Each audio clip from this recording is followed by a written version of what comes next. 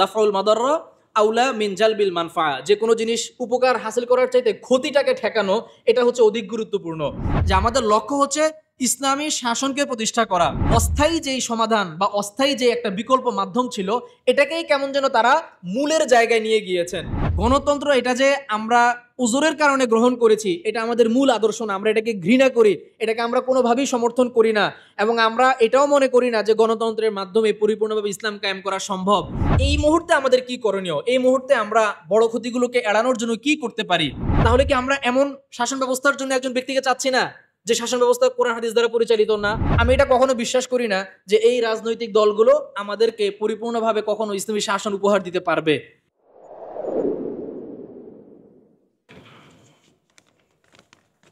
আসসালামু আলাইকুম ওয়া রাহমাতুল্লাহি ওয়া বারাকাতুহু। আলহামদুলিল্লাহি রাব্বিল আলামিন, ওয়াসসালাতু ওয়াসসালামু আলা আশরাফিল আমবিয়াই ওয়াল মুরসালিন ওয়া আলা আলিহি ওয়া সাহবিহি আজমাইন, আম্মা বাদ। সবাই কেমন আছেন? সবাইকে একসঙ্গে এতগুলো মানুষ একটা জায়গায় দেখে অনেক ভালো লাগছে, আলহামদুলিল্লাহ। এবং আমার মনে হচ্ছে যে আমরা এই যে দ্বিতীয় স্বাধীনতা লাভ করলাম, এই স্বাধীনতা এত ব্যাপক মানুষদেরকে একসঙ্গে নিয়ে এই প্রথম আমরা উদযাপন করতে পারছি, আলহামদুলিল্লাহ। তো যাই হোক, আমার সময় আসলে খুব সীমিত, আমাকে অল্প সময় দেওয়া হয়েছে। তো আমার যেই নির্ধারিত বিষয় সেটা হচ্ছে যে 2013 সাল থেকে নিয়ে 2024 সাল ফিরে দেখা ও তুলনামূলক পর্যালোচনা। সময় খুব সংক্ষিপ্ত হওয়ার কারণে আমি আমার এই নির্ধারিত বিষয়ের উপর খুব অল্প সময়ে গোছানো কিছু কথাবার্তা পেশ করার চেষ্টা করব। তো যেহেতু এখানে তুলনামূলক পর্যালোচনার একটা ব্যাপার আছে, আমি আমার নিজস্ব পর্যবেক্ষণের জায়গা থেকে বিষয়গুলোকে তুলে ধরব। এখানে আপনারা যারা শ্রোতা আছেন, আপনাদের যে কারো আমার এই বক্তব্যের সঙ্গে বা আমার যেই ব্যক্তিগত পর্যালোচনা এটার সঙ্গে দ্বিমত করার সুযোগ থাকবে।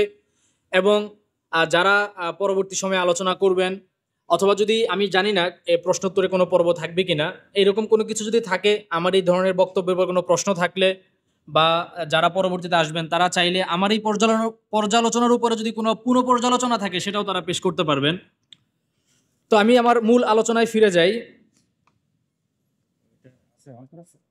জানি না হাত নিতে হবে, ঠিক আছে। আচ্ছা, আমি আমার মূল আলোচনায় ফিরে যাই। 13 থেকে 24 সাল, আমরা এই 9 থেকে 10টা বছরকে কেন বেছে নিলাম? এই 13 থেকে 24 এই বছরগুলো আমাদের জন্য কেন গুরুত্বপূর্ণ?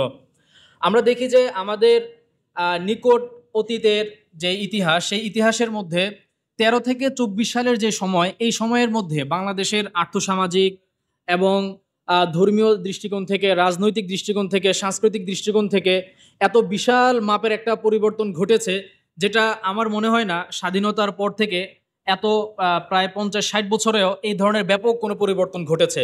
মানে একটা প্রজন্ম পরিবর্তন হওয়ার যত ধরনের উপাদান থাকতে পারে সবগুলো উপাদান আমরা এই 10 বছরের ভেতর ফিরে পাই। খুব সংক্ষিপ্তভাবে যদি বলি, দেখেন 2013 সালের শুরুটা হয়েছিল আস্তিক নাস্তিক দ্বন্দ্বের ভেতর দিয়ে, এবং এই দ্বন্দ্বের ভেতর দিয়ে বাংলাদেশের সমাজের মানুষ দুইটা ভাগে ভাগ হয়ে গিয়েছিল মোটা দাগে। একদিকে যারা ধর্মকে লালন করে, যারা ধর্মের প্রতি শ্রদ্ধাশীল, আর অপরপক্ষে যারা ধর্মবিদ্বেষী, কোনো না কোনোভাবে সে হয় নাস্তিক বা নাস্তিক না, কিন্তু সে ধর্মের ব্যাপারে বিদ্বেষ পোষণ করে। এভাবে পুরো সমাজের মানুষজন দুইটা শ্রেণীতে ভাগ হয়ে গিয়েছিল, এবং পরবর্তী সময়গুলোতে ওই শ্রেণী ভাগের উপরে ভিত্তি করে আমাদের যে নানান ধরনের কার্যকলাপ, মানুষের যে বক্তব্য, মানুষের যেই আরও নানান ধরনের অ্যাক্টিভিটি, সেটা কিন্তু এই যে বিভাজন, এই বিভাজনকে কেন্দ্র করেই হয়েছিল। এবং 24-এ এসে আমরা দেখছি যে বিশাল বড় একটা গণ অভ্যুত্থান হয়েছে, এবং এর ভেতর দিয়ে বড় ধরনের একটা পরিবর্তন ঘটেছে। তো যার ফলে আমরা বলতে পারি যে 13 থেকে 24 এই যে মাঝের যেই বছরগুলো, এই বছরগুলো হচ্ছে খুবই আমাদের বাংলাদেশের প্রেক্ষাপটে অত্যন্ত গুরুত্বপূর্ণ একটা সময়কাল। তো এখন এই 2013 থেকে নিয়ে 24 পর্যন্ত এই সময়ের ভেতরে আমরা কি ধরনের পরিবর্তনগুলো দেখেছি? অনেক ধরনের পরিবর্তন আছে। আমি এখানে সংক্ষেপে শুধু 3টা বড় ধরনের পরিবর্তনের কথা বলবো। প্রথমত হচ্ছে যে তরুণদের মধ্যে রাজনৈতিক সচেতনতা বৃদ্ধি পেয়েছে। আমরা যদি লক্ষ্য করি, দেখব যে এখনকার সময়ের যারা তরুণ, তারা হোক ইসলামিস্ট অথবা ইসলামিস্ট না, সবার মধ্যেই এক ধরনের রাজনৈতিক সচেতনতা বৃদ্ধি পেয়েছে। বিশেষ করে আমরা যদি ধর্মীয় দৃষ্টিকোণ থেকে চিন্তা করি, বিশেষ করে আমরা যেহেতু মাদ্রাসায় পড়াশোনা করেছি, মাদ্রাসার ব্যাকগ্রাউন্ড থেকে উঠে আসার কারণে মাদ্রাসার যে কালচার, মাদ্রাসার যে অবস্থা, এটা আমাদের কাছ থেকে দেখার সুযোগ হয়েছে। এই 10 বছরে রাজনৈতিক জায়গা থেকে মাদ্রাসার শিক্ষার্থী যারা আছে, তরুণ যারা আছে, ওলামায়ে কেরাম যারা আছেন, তাদের মধ্যেও রাজনৈতিক যেই ধরনের সচেতনতা সৃষ্টি হয়েছে, এই ধরনের সচেতনতা বিগত কোনো বছরেই বা বিগত কোনো সময়েই আর সৃষ্টি হয়নি। তাহলে প্রথম পরিবর্তন আমরা বলতে পারি যে তরুণদের মধ্যে রাজনৈতিক সচেতনতা বৃদ্ধি। এখানে রাজনৈতিক সচেতনতা বলতে আমরা এটা বুঝাচ্ছি না যে কেউ কোনো একটা রাজনৈতিক দলের কর্মী হয়েছে, কারণ রাজনৈতিকভাবে সচেতন হওয়ার মানে কিন্তু এটা না যে আমাকে কোনো একটা দল করতে হবে, আমাকে কোনো একটা দলের কর্মী হতে হবে, আমাকে কোনো একটা দলের অ্যাক্টিভিটির সঙ্গে সরাসরি যুক্ত হতে হবে, এটা জরুরি না। বরং আমাদের যেই মানে রাজনীতি নিয়ে আমাদের যে চিন্তা ভাবনা, এইটাকে বুঝাতে চাচ্ছি আমরা। তো আমাদের যে রাজনৈতিক সচেতনতা, এইটা যা আমাদের দেশীয় পরিমণ্ডলের ক্ষেত্রে যেরকম হয়েছে, আমরা বুঝতে শিখেছি, জানতে শিখেছি যে আমাদের শত্রু মিত্র কারা, কাদের কোন পদক্ষেপগুলো আমাদের জন্য কল্যাণকর, কাদের পদক্ষেপগুলো আমাদের জন্য অকল্যাণকর। রাজনৈতিক জায়গা থেকে আমাদের যদি বিজয় না আসে, তাহলে যে আসলে আমাদের যে সর্বোচ্চ লক্ষ্যমাত্রা, যে ইসলামী শাসনকে প্রতিষ্ঠা করা, আল্লাহর জমিনে আল্লাহর দ্বীনকে প্রতিষ্ঠা করা, এটা আমরা করতে পারবো না।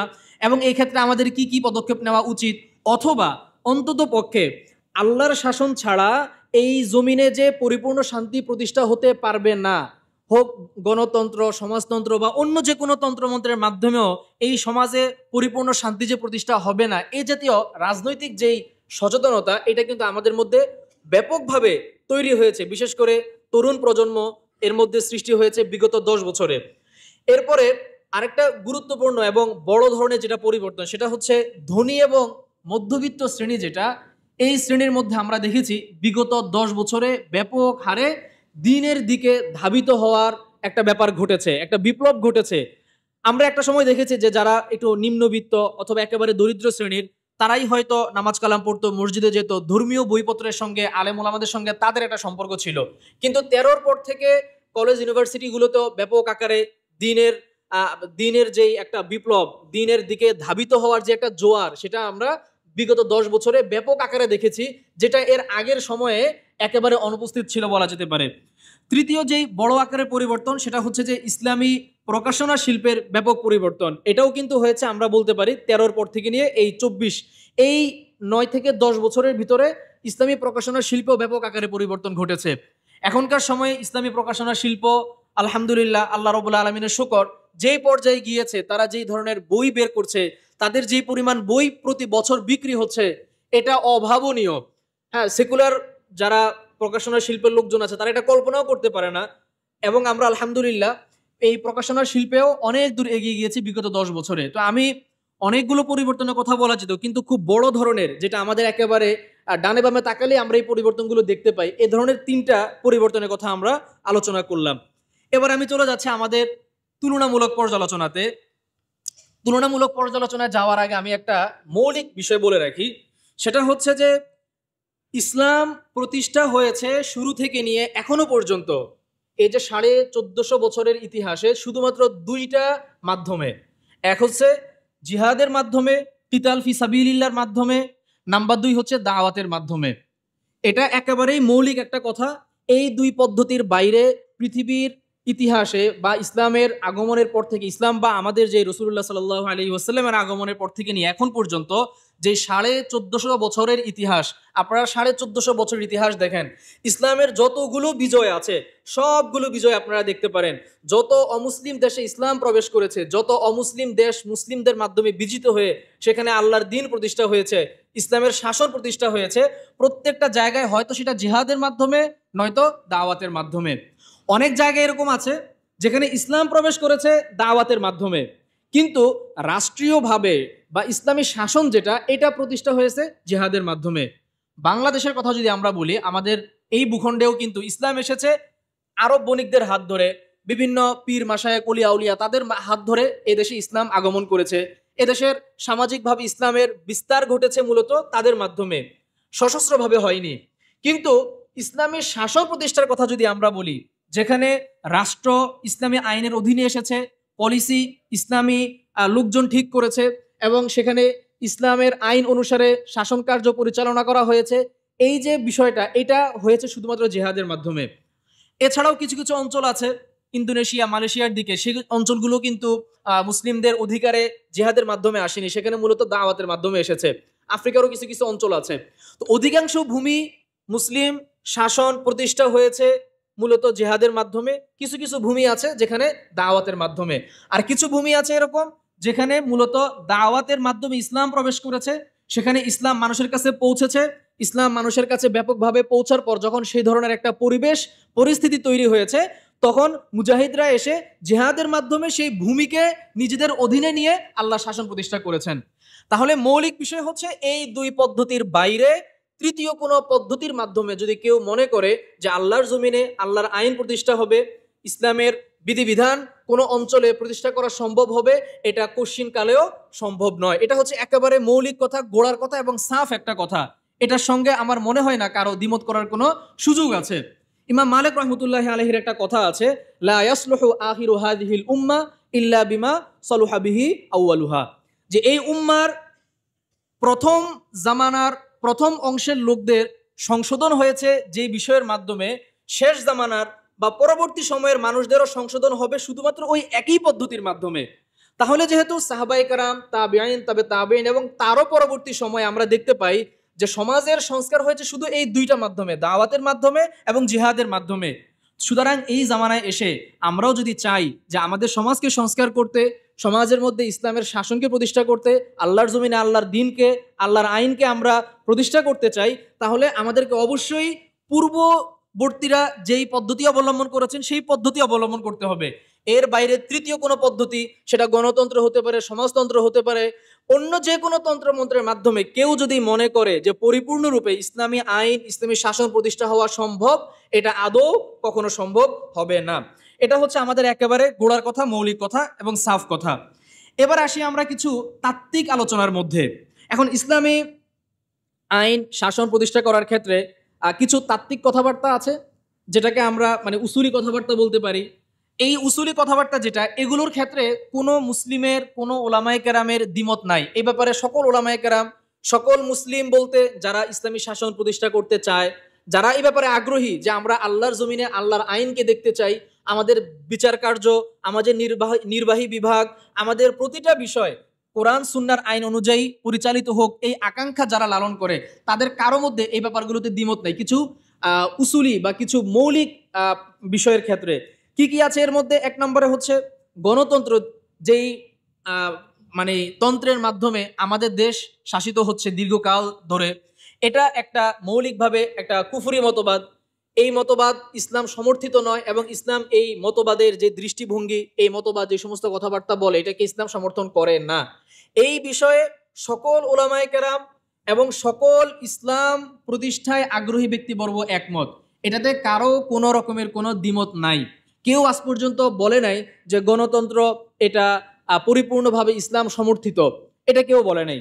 একজন লোককেও দেখানো যাবে না ইসলাম পরিপূর্ণভাবে, গণতন্ত্র পরিপূর্ণভাবে ইসলাম সমর্থিত, এমন কথা কেউ বলে নাই। মৌলিক এক নম্বর কথা। দ্বিতীয় কথা হচ্ছে যে ইসলাম অর্থাৎ ইসলামী যে শরিয়া, এটাকে আমরা প্রতিষ্ঠা করতে চাই। আমরা চাই যে আল্লাহর জমিনে আল্লাহর আইন, আল্লাহর কানুন এটা প্রতিষ্ঠা হোক। এটার যে আকাঙ্ক্ষা, এটার ক্ষেত্রেও কোনো দ্বিমত নাই। প্রত্যেকেরই, একজন মুসলিম যে এটা চায়, এই চাওয়ার ক্ষেত্রে কারো কোনো দ্বিমত নাই। ধরেন যারা বিভিন্ন মানে রাজনৈতিক কর্মকাণ্ড করে, তারাও যেরকম চায় যে আমরা আল্লাহর জমিনে আল্লাহর দিনকে কায়েম করতে চাই, আল্লাহর শাসন অনুসারে আমরা সবকিছু করতে চাই, ঠিক তদ্রূপ যিনি জিহাদের পথে হাঁটছেন, তারও কিন্তু একই দৃষ্টিভঙ্গি। তিনিও জিহাদের ঝান্ডা হাতে তুলে নিয়েছেন এই জন্য যে আল্লাহর জমিনে আমি আল্লাহর দিনকে প্রতিষ্ঠা করব, আল্লাহর আইন, আল্লাহর শাসনের, আল্লাহর আইন কানুনের মাধ্যমে বিচার কার্য পরিচালনা হবে। তাহলে মৌলিক লক্ষ্য এবং উদ্দেশ্যের জায়গা থেকেও কিন্তু কোনো দ্বিমত নাই, আমরা সবাই একমত। 3 নম্বরে হচ্ছে যে আমরা সবাই চাই কি, খিলাফা চাই, যে আমাদের রাষ্ট্র ব্যবস্থা হবে খিলাফার আদলে, খিলাফা আলা মিনহাজিন নবওয়িয়া, যে আল্লাহ রাসূল সাল্লাল্লাহু আলাইহি ওয়াসাল্লাম এবং তারপরে খলিফাদের আমলে যেভাবে নববী মানহাজে ইসলামী রাষ্ট্রগুরু পরিচালিত হতো, সেই খিলাফার আদলে রাষ্ট্র পরিচালিত হোক, এটা আমরা সবাই চাই। এক খলিফার অধীনে সমগ্র মুসলিম বিশ্ব এক খলিফার অধীনে আসবে। এটা যদি অন্তত নাও হয় বা এটা যতদিন না হচ্ছে, অন্তত ইমারা কায়েম হবে, যেখানে অঞ্চল ভিত্তিক বিভিন্ন জায়গায় ইসলামী শাসন অনুসারে সেই রাষ্ট্রের সকল কার্যক্রম পরিচালিত হবে। এই চাওয়াগুলোর ক্ষেত্রেও কারো কোনো দ্বিমত নাই, সবারই সর্বশেষ বা সর্বোচ্চ মাত্রার লক্ষ্য উদ্দেশ্য এটাই। এটাও গেল কিছু উসুলি কথাবার্তা।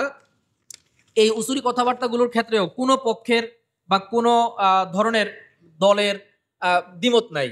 এখন আসেন এই যে উসুলি কথাগুলো, এই উসুলি বা আমাদের যে সর্বোচ্চ লক্ষ্যমাত্রা যেটা, এটাকে আমরা কিভাবে অর্জন করব, এটা তাদবিক কি হবে, আমরা এটাকে ফিকহের পরিভাষায় তাদবিক বলি।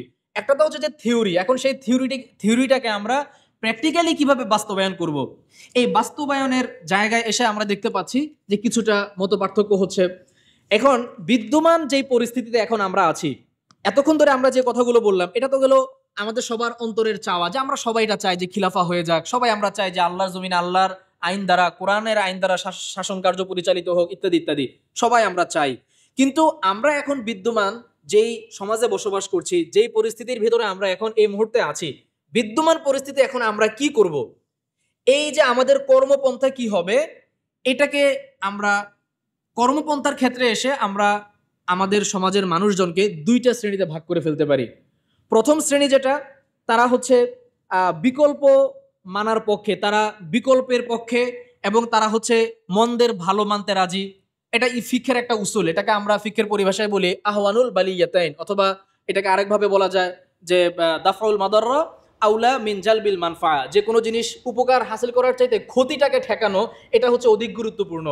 আর আহওয়ানুল বালিয়াতাইন হচ্ছে দুই বিপদ বা দুই ক্ষতির মধ্যে যেই ক্ষতিটা সবচেয়ে বড়, এটাকে প্রতিহত করা, আর যেই ক্ষতিটার পরিমাণ বড় ক্ষতির তুলনায় ছোট, ওটাকে গ্রহণ করে নেওয়া বড় ক্ষতি থেকে বাঁচার জন্য, এটাকে আমরা আহওয়ানুল বালিয়াতাইন বলি। তো এই যে উসুলগুলো, এই উসুলগুলোকে তারা মানে, এই উসুলগুলোর পক্ষ তারা অবলম্বন করে, এবং এই দৃষ্টিভঙ্গিগুলো লালন করার কারণে তারা বিভিন্ন ধরনের রাজনৈতিক দল বানাচ্ছে, গণতান্ত্রিক পন্থায় বিভিন্ন ধরনের নির্বাচনে তারা অংশ নিচ্ছে। হ্যাঁ, যদিও গণতন্ত্র তাদের আদর্শ না, আমরা আগেই বলে এসেছি ওই যে মৌলিক কথার মধ্যে, যে মৌলিক বিষয় কিন্তু একমত। আমাদের বাংলাদেশেও যে সমস্ত ইসলামী দল রাজনৈতিক বিভিন্ন দল তৈরি করে তারা মাঠের রাজনীতি করছে, আপনি ব্যক্তিগতভাবে কথা বলেন, এই যে মৌলিক কথাগুলো আমরা বলেছিলাম যে গণতন্ত্র এটা একটা কুফরি মতবাদ, এবং গণতন্ত্র এটাকে ইসলাম পরিপূর্ণরূপে সমর্থন করে না, যেহেতু এটা সার্বভৌম ক্ষমতার অধিকারী মনে করে জনগণকে, আল্লাহকে বাদ দিয়ে, এবং আইন প্রণয়ন করার ক্ষেত্রে যারা সংসদ সদস্য আছে, যারা জনগণের প্রতিনিধি, তাদের মন্তব্য মানে তাদের বক্তব্যকেই চূড়ান্ত বক্তব্য বলে মনে করে, তারা যদি চায় হারামকে হালাল করতে পারে, হালালকে হারাম করতে পারে। তো এই সমস্ত কারণে গণতন্ত্র এটা ইসলাম সমর্থিত নয়, এই রাজনৈতিক দলগুলোও বিশ্বাস করে। কিন্তু যেহেতু বিদ্যমান পরিস্থিতি, এখন আমরা কি করব, যেহেতু ওই যে বড় ক্ষতিকে এড়ানোর জন্য তারা এই ধরনের পন্থাকে অবলম্বন করে নিচ্ছে, এবং এটাই তাদের যুক্তি। তো এটাকে নিয়ে তারা তাদের তাহলে এটা কিন্তু তাদের আদর্শ না, কিন্তু তারা এটাকে সাময়িক একটা হিসেবে গ্রহণ করে নিচ্ছে, একটা কৌশল হিসেবে বা সাময়িক একটা ব্যবস্থাপত্র হিসেবে তারা এটাকে গ্রহণ করে নিচ্ছে। কিন্তু সমস্যাটা কি? সমস্যা এখানে দুইটা সমস্যা। এই ধরনের পন্থা যারা অবলম্বন করেন তাদের দুইটা সমস্যা। প্রথম সমস্যা হচ্ছে তারা এই বিকল্প ব্যবস্থা বা সাময়িক ব্যবস্থা অথবা উপলক্ষ্য, একটা হচ্ছে আমাদের লক্ষ্য, আরেকটা হচ্ছে আমাদের উপলক্ষ্য। আমাদের লক্ষ্য, যে ক্ষেত্রে আমাদের কোনো দ্বিমত নাই, মৌলিক কথার মধ্যে আমরা আলোচনা করে এসেছি যে আমাদের লক্ষ্য হচ্ছে ইসলামী শাসনকে প্রতিষ্ঠা করা, আল্লাহর জমিনে আল্লাহর দ্বীনকে কায়েম করা, এটা হচ্ছে কি আমাদের লক্ষ্য। এখন উপলক্ষ্য কি? উপলক্ষ্য হচ্ছে নানান মাধ্যম যেগুলোকে আমরা গ্রহণ করি।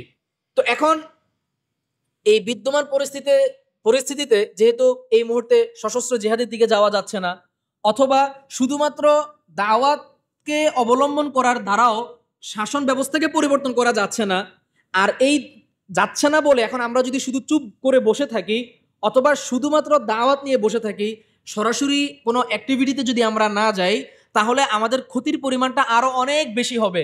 এই ক্ষতিটাকে ঠেকানোর জন্য তারা বিকল্প অস্থায়ী একটা পন্থাকে তারা অবলম্বন করে নিয়েছেন। তাহলে এটা তাদের একটা, এটা উপলক্ষ্য, এটা তাদের লক্ষ্য না। কিন্তু সমস্যাটা যেটা হয় সেটা হচ্ছে তারা তাদের মূল লক্ষ্য যেটা, এটাকে অনেক ক্ষেত্রে ভুলে যায়, বিস্মৃত হয়ে যায়, বা তাদের কথাবার্তাতে, তাদের কর্মপন্থায়, তাদের লেখনীতে এমন এমন বক্তব্য উঠে আসে যেটার দ্বারা অনেক সময় মনে হয় যে তারা বিকল্প পন্থাটাকেই মানে মৌলিক একটা পন্থা বানিয়ে নিয়েছেন, অথবা অস্থায়ী যেই সমাধান বা অস্থায়ী যে একটা বিকল্প মাধ্যম ছিল, এটাকেই কেমন যেন তারা মূলের জায়গায় নিয়ে গিয়েছেন। এটা একটা বড় সমস্যা। তাহলে সমস্যাটা হচ্ছে তারা কি মূল উদ্দেশ্য যেটা, এটাকেই ভুলে যায় অনেক সময়। এবং আপনি দেখবেন আমরা অনেক সময় বিভিন্ন রাজনৈতিক দলের কাছ থেকে বা তাদের নেতাদের কাছ থেকে বক্তব্য বা এমন এমন লিখনি পাই যেখানে তারা গণতন্ত্র এটা যে আমরা উজুরের কারণে গ্রহণ করেছি, এটা আমাদের মূল আদর্শ না, আমরা এটাকে ঘৃণা করি, এটাকে আমরা কোনোভাবেই সমর্থন করি না, এবং আমরা এটাও মনে করি না যে গণতন্ত্রের মাধ্যমে পরিপূর্ণভাবে ইসলাম কায়েম করা সম্ভব।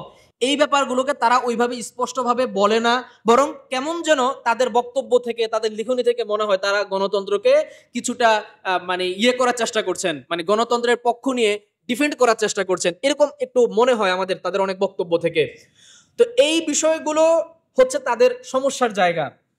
আচ্ছা, এখন এটা গেল একটা একটা একটা দল। আরেকটা দল যেটা আমরা দেখি যে তারা শুধুমাত্র ওই যে আমরা যেই মৌলিক উসুলি যে কথাগুলো বলে এসেছিলাম সেই উসুলি ব্যাপারগুলোকে আঁকড়ে ধরে আছে। তারা বিকল্প মানতে নারাজ। যখন তাদেরকে বলা হয় যে ভাই ঠিক আছে গণতন্ত্র তো হারাম, গণতন্ত্র কুফরি একটা মতবাদ, এখন আমরা রাজনীতিতে নামা যাবে না, রাজনৈতিক কোনো দল করা যাবে না যারা গণতান্ত্রিক পন্থায় ভোটে অংশ নেবে, রাজনীতিতে অংশ নেবে, তাহলে বিকল্প কি বা আমরা কি করব? তো এই প্রশ্নের উত্তরে তারা বলে যে সবকিছুর তো বিকল্প হয় না। অথবা তারা, এটা আপনারা দেখেছেন অনেক সময় তারা তাদের নানান ধরনের বক্তব্য আছে যে হ্যাঁ জিনার কি কোনো বিকল্প হয় কিনা, মদের কি কোনো বিকল্প হয় কিনা, ইসলামী জিনা বলে কিছু নাই, ইসলামী মদ বলে কিছু নাই। এই ধরনের কথাবার্তার মাধ্যমে তারা বিকল্প ব্যাপারটাকে পরিপূর্ণভাবে এড়িয়ে যায়। এবং তাদের মনোভাব থেকে যেটা আমি দেখেছি, এটা আমার ব্যক্তিগত পর্যবেক্ষণ, যে এই যে মন্দের ভালোর যে ব্যাপারটা, এই ব্যাপারটাকে তারা ডিনাই করে। মন্দের ভালো বলে যে একটা ব্যাপার আছে, অথবা ফিকহের স্বতঃসিদ্ধ যে একটা উসুল আছে, যেখানে হচ্ছে দুইটাই খারাপই, তার মধ্যে যেটা বড় খারাপই ওইটাকে ঠেকানোর জন্য ছোট খারাপিকে গ্রহণ করে নেওয়া হয়, এই ব্যাপারটাকেও তারা মানতে চায় না। তাদের কথা হচ্ছে যে না ভাই দুইটাই খারাপ, আমরা কোনোটাকেই নিব না। তাহলে কোনোটাকে নিবেন না, করবেনটা কি তাহলে? 50 বছর ধরে যদি মনে করেন, আমরা ধরে নেই যে ইসলামী শাসন প্রতিষ্ঠা হওয়ার জন্য আরো আমাদের 50 বছরের দরকার আছে, কথার কথা, অথবা আমাদের আরো 75 বছরের দরকার আছে, যে আমরা এখন 2000 সালে আছি, যখন 2000 মানে 90 সালে গিয়ে বা 2099-তে বা 2300 সালে গিয়ে আমরা হচ্ছে যে এই ইসলামী শাসন প্রতিষ্ঠা করতে পারবো, তাহলে মাঝখানের যে 70 বছর 50 বছর, এই বছরটাকে শুধু আমরা জুলুম নির্যাতনের শিকারী হয়ে যাব, অথবা একের পর এক এই দেশে ইসলাম বিরোধী আইন কায়েম হতেই থাকবে, আমরা এটার বিপক্ষে দাঁড়াবো না, বা এটার বিপক্ষে আমরা রাজনৈতিক দল গঠন করার মাধ্যমে হোক, যেভাবেই হোক, যেভাবে আমাদের এটার বিপক্ষে দাঁড়ানো দরকার, আমরা কি কোনো অ্যাক্টিভিটি করব না? এই ধরনের অনেকগুলো ব্যাপার চলে আসে। তো এই ভাইয়েরা হচ্ছেন তারা মূলত থিওরির ভেতরে আটকে থাকেন। তারা থিওরি বাইরে এসে বাস্তবিক পন্থা আমাদের কি হওয়া উচিত, বা তারা যেটার কথা বলে এটা তো দীর্ঘমেয়াদী বিষয়, এবং এই ক্ষেত্রে আমরা সবাই একমত, এবং এটা অনেক লম্বা একটা প্রক্রিয়া যে আমরা ইসলামী শাসন চাই। কিন্তু এই লম্বা প্রক্রিয়ার বাইরে এই মুহূর্তে আমাদের কি করণীয়, এই মুহূর্তে আমরা বড় ক্ষতিগুলোকে এড়ানোর জন্য কি করতে পারি, এই পদক্ষেপের জায়গায় এসে দেখা যায় তাদের কাছ থেকে আমরা সেই ধরনের গোছালো কোনো পদক্ষেপ, গোছালো কোনো কর্মপন্থা আমরা পাই না। তাদের বক্তব্যগুলো একটা থিওরির মধ্যেই আটকে থাকে। এবং এই যে অবস্থা তাদের, এটার পিছনে একটা কারণ আছে, এটার একটা অনুঘটক আছে। অনুঘটকটা কি? অনুঘটক হচ্ছে যে এই দ্বিতীয় শ্রেণী যখন দেখে যে প্রথম শ্রেণীর লোকেরা যারা কিনা বিকল্পের কথা বলে অথবা মন্দের ভালোর কথা বলে রাজনৈতিক বিভিন্ন দল গঠন করে রাজনৈতিক বিভিন্ন পলিসির তারা গ্রহণ করছে, রাজনীতির মাঠে তারা জড়াচ্ছে, তো যখন তারা দেখে যে এরা নামার পরে মূল উদ্দেশ্যকে তারা ভুলে গিয়েছে, তারা উপলক্ষ্যকে লক্ষ্য বানিয়ে নিয়েছে, এবং গণতন্ত্র যে ইসলাম সমর্থিত নয় এবং আমাদের মূল মাকসাদ অন্য জিনিস, এটা বিকল্প, অথবা এটা সাময়িক একটা মানে উজরের কারণে আমরা এটাকে গ্রহণ করে নিচ্ছি, এই অবস্থান থেকে তারা সরে যাচ্ছে, এটা যখন তারা দেখে তখন আর তারা আসলে এটাকে সমর্থন করতে পারে না। তো এই যে দ্বিতীয় শ্রেণীর ভাই যারা আছেন, যারা হচ্ছে মূলত থিওরির মধ্যে আটকে থাকেন, এই আটকে থাকার পিছনে আমার মনে হয় যে প্রথম পক্ষের যেই ধরনের কার্যক্রমের ক্ষেত্রে সমস্যার যে কারণগুলো আমি বললাম, এগুলো অনেকাংশে মানে দায়ী আর কি। এখন আমাদের আসলে তাহলে করণীয়টা কি? এখানে কথা প্রসঙ্গে একটা বিষয় বলে রাখি, সেটা হচ্ছে আচ্ছা এখন আমাদের প্রয়োজনীয় বিষয়টা কি? আমরা দেখেন এই যে 2024 সালে এখন আছি, 2024 সাল এই গণ অভ্যুত্থানের ভেতর দিয়ে আমাদের সামনে অনেকগুলো বাস্তবতাকে সুস্পষ্ট করে দিয়েছে। কেমন? আমি শুধু একটা পয়েন্টের কথা বলি। এই যে আপনার অন্তর্বর্তীকালীন সরকারের উপদেষ্টা কারা হবেন, এটা যখন আলোচনা চলছে, কাদের কাদেরকে তালিকা রাখা হবে, তখন আপনারা সবাই দেখেছেন, আমরা সবাই খুব জোরে সোরে আওয়াজ তুলেছিলাম যে এখানে একজন বা দুইজন আলেম থাকুক। এবং উপদেষ্টা পরিষদে এমন এমন লোকেরা থাকুক যাদের মাধ্যমে ইসলাম ক্ষতিগ্রস্ত হবে না, যারা সমকামিতাকে প্রমোট করবে না, যারা হচ্ছে নারীবাদকে প্রমোট করবে না, বা আমাদের ইসলামের জন্য ক্ষতিকর হয়, ইসলামের আদর্শের সাথে সাংঘর্ষিক বিষয়গুলোকে সমাজে প্রতিষ্ঠা করতে চাইবে না, এরকম লোকেরা উপদেষ্টা পরিষদে আসুক। দুই একজন আলেম উপদেষ্টা পরিষদে থাকুক, এটা আমাদের সবার প্রাণের দাবি ছিল। এবং আমি দেখিনি যে এই দাবির সঙ্গে কেউ একজনও দ্বিমত পোষণ করেছেন। এখন আমরা যদি একটু ডিপ থেকে চিন্তা করি যে অন্তর্বর্তীকালীন সরকারের যারা উপদেষ্টা হবেন তাদের কাজটা কি হবে, তারা কিন্তু প্রথমত রাষ্ট্র পরিচালনা করবেন, 2 বছর হোক 3 বছর হোক। তো রাষ্ট্র যে তারা পরিচালনা করবেন, তারা কি কোরআন সুন্নাহ অনুসারে পরিচালনা করবেন? কোরআন সুন্নাহ অনুসারে পরিচালনা করবেন না। তাহলে আমরা কিন্তু এমন একজন ব্যক্তিকে চাচ্ছি যিনি এমন শাসন ব্যবস্থার অংশ হবেন যে শাসন ব্যবস্থাটা কোরআন হাদিস দ্বারা পরিচালিত হচ্ছে না। তাহলে কি আমরা এমন শাসন ব্যবস্থার জন্য একজন ব্যক্তিকে চাচ্ছি না যে শাসন ব্যবস্থা কোরআন হাদিস দ্বারা পরিচালিত না? অবশ্যই চাচ্ছি। কেন চাচ্ছি? কারণ হচ্ছে আমাদের ওই যে বড় ক্ষতিকে, এটা আমরা আগে আলোচনা করে এসেছিলাম, যে বড় ক্ষতিকে এড়ানোর জন্য এখানে যদি আমরা এই ধরনের কয়েকজন মানুষকে যদি আমরা না নিয়ে আসি, তাহলে আমাদের এর থেকেও আরো বড় ক্ষতিতে নিপতিত হতে হবে। কারণ যারা পলিসি নির্ধারণ করবেন উপদেষ্টারা, তারা যদি এই ধরনের না হন, তাহলে আমাদের উপরে আরো বড় ক্ষতি নেমে আসতে পারে। এই কারণে কিন্তু আমরা সবাই চেয়েছি। তাহলে এই যে আমরা বড় ক্ষতিকে ঠেকানোর জন্য ছোট ক্ষতিকে যে মেনে নেই এবং এটা সাময়িক সময়ের জন্য, এই ব্যাপারটা একটা সঠিক বিষয়। এটা আমরা 2024-এর এই যে আমাদের সবার চাওয়া, এই চাওয়ার ভেতর দিয়ে কিন্তু আমরা মোটামুটিভাবে বুঝতে পেরেছি। 1 নাম্বার পয়েন্ট। দ্বিতীয় আরেকটা পয়েন্টের কথা আমি বলবো, সেটা হচ্ছে এই যে আমাদের রাজনৈতিক দলগুলো, আমি ব্যক্তিগতভাবে আমাদের দেশে ইসলামী রাজনৈতিক দল থাকুক, এটাকে আমি খুব শক্তভাবে সমর্থন করি। কেন শক্তভাবে সমর্থন করি? এটার এই কারণে না যে এই রাজনৈতিক দলগুলো আমাদের দেশে ইসলামকে প্রতিষ্ঠা করে দিবে। আমি এটা কখনো বিশ্বাস করি না যে এই রাজনৈতিক দলগুলো আমাদেরকে পরিপূর্ণভাবে কখনো ইসলামী শাসন উপহার দিতে পারবে। কেন বিশ্বাস করি না? কারণ তারা গণতান্ত্রিক পন্থায় আগাতে চাচ্ছে, আর আমি মনে করি এই পন্থায় কখনোই ইসলাম প্রতিষ্ঠা হবে না। যেহেতু এটা ওই যে মূল যে দুইটা মাধ্যম ছিল, একটা জিহাদ একটা দাওয়াত, এই দুই মাধ্যমের কোনোটাকেই তারা মূল হিসেবে গ্রহণ করে নেই। তারপরে আমি কেন চাই যে তারা থাকুক, এর কারণ হচ্ছে যে প্রেশার গ্রুপ হিসেবে কাজ করে। আপনি দেখেন যতগুলো বিগত 10 বছরের ইতিহাস যদি আমরা দেখি, মোদী বিরোধী আন্দোলনের কথা বলেন, শাহবাগের সময়ের কথা বলেন, পরবর্তী সময়ে নানান ইস্যুতে আমরা দেখেছি যে রাজনৈতিক দলগুলোই কিন্তু ব্যাপক আকারে গণ আন্দোলন গড়ে তুলতে পারে। একটা আন্দোলনের মানে যখন প্রয়োজন পড়ে, তখন স্বাভাবিকভাবে যে কাউকে ব্যানার নিয়ে নামতে হয়, যে কাউকে নেতৃত্বে আসতে হয়, ঘোষণা দিয়ে আসতে হয়। তো দেখা যায় এই ধরনের কাজগুলো, ধরেন আমি আজকে চাচ্ছি যে একটা পলিসি নিয়ে আমি আন্দোলনে নামবো, আমি একা কি করতে পারবো? আমি তো একা কিছু করতে পারবো না। আমি একা যদি একটা ঘোষণা দেই, আমার একার কথা কয়জন শুনবে? কিন্তু যখন একটা রাজনৈতিক দল, তারা যখন এই ধরনের একটা ঘোষণা দেয়, তাদের প্রচুর কর্মী থাকে, তারা হচ্ছে মাঠে নেমে আসে। তাদের যেহেতু একটা অর্গানাইজড আগে থেকেই, তারা তারা সেখানে ব্যানার, সেখানে মাইক সহকারে এটার অর্গানাইজেশনের পিছনে যে শ্রম দেওয়া দরকার বা অন্যান্য আরো যে বিষয়গুলোর পিছনে দৌড়াদৌড়ি করা দরকার, সেগুলো তারা করে। দেখা যায় পরবর্তীতে আমরা যারা সাধারণত কোনো দলের সাথে যুক্ত না, তখন আমরা তাদের সাথে গিয়ে যুক্ত হই এবং আমরা আন্দোলনে নামি। কিন্তু এই ধরনের ডাক যদি কেউ না দিত বা এই ধরনের একটা সুস্থ ব্যবস্থাপনা যদি না থাকতো, তাহলে আমরাও কিন্তু মাঠে নামার মতন সে ধরনের সুযোগ পেতাম না। তাহলে মূলত আমাদের এই ধরনের রাজনৈতিক দলগুলোর প্রয়োজন আছে কেন? প্রেশার ক্রিয়েট করার জন্য। আমাদের সরকার যখন ইসলাম বিদ্বেষী নানান ধরনের মানে পলিসি যখন হাতে নেয়, তখন আমাদের তাদেরকে প্রেশার দেওয়ার দরকার পড়ে মাঠে নেমে এসে মিছিল মিটিং করার মাধ্যমে। তো এই প্রেশার ক্রিয়েট করার জন্য হলেও আমাদের এই ধরনের রাজনৈতিক দলের দরকার আছে, একটা দিক।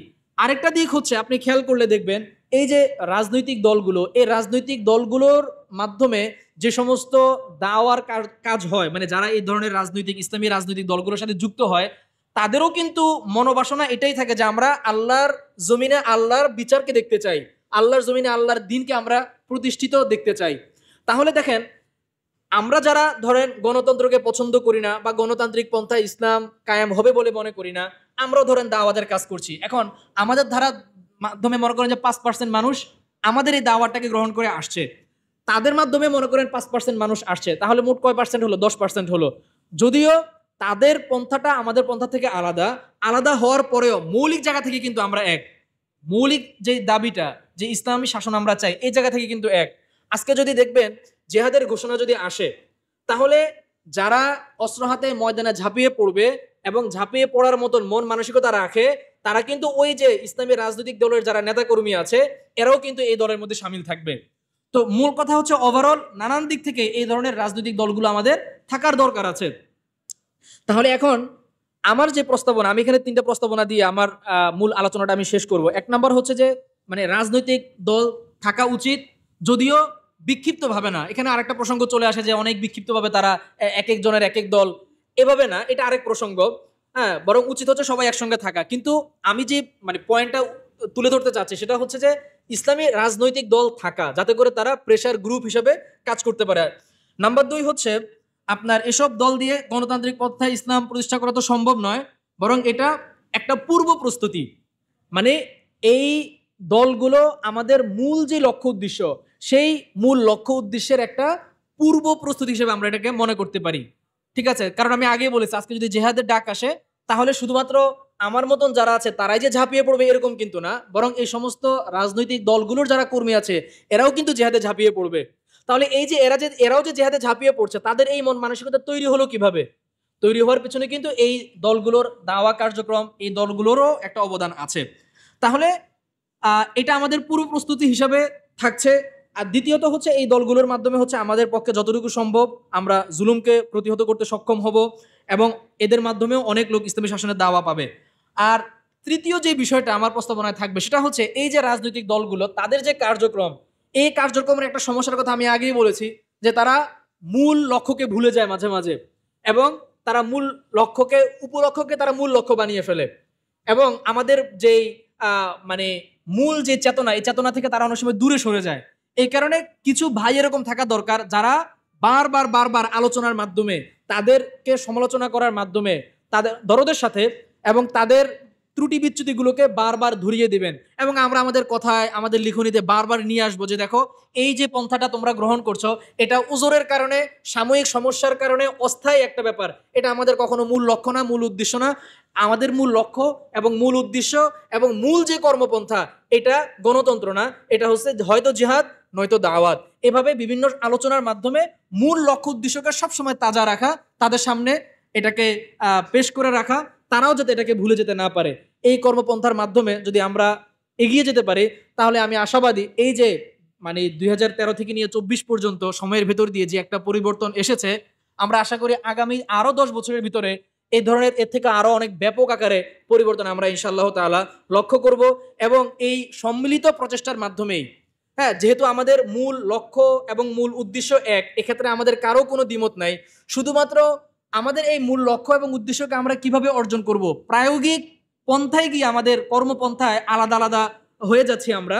তো সুতরাং বিরোধ কমিয়ে এনে আমার মনে হয় যে আমাদের পারস্পরিক কর্মপন্থার সমন্বয় ঘটানোর মাধ্যমে দাওয়া প্রচেষ্টাকে যদি আমরা আরো বেগবান করতে পারি তাহলে ইনশাআল্লাহুল আজিজ আগামী 10 বছর 15 বছর পরে এই দেশে ইসলামী শাসন চায়, ইসলামী শাসনকে কামনা করে, ইসলামী শাসন এই দেশে প্রতিষ্ঠা হোক, হ্যাঁ, এটার ব্যাপারে আগ্রহী এরকম লোকের সংখ্যা এখন থেকে আরো 2 ডবল 3 ডবল হয়ে যাবে।